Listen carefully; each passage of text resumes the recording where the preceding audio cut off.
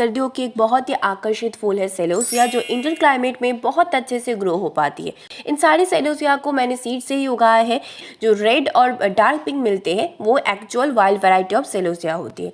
Celosia को उगाते time वही मिट्टी में बोन मील और कुछ खाद और गार्डन सॉइल को मिलाकर यूज़ कीजिए। लेकिन ये इसका जो फूल होती है वो ऐसे एक छोटा सा फूल आती है, वो झड़ता नहीं है, वो ऐसे ही बढ़ती जाती है और जब तक ये पौधा मर ना जाए तब तक ये फूल नहीं सूखती है। जो दूसरे फूल आती है वो ऐसे साइड से निकल कर आती है, कभी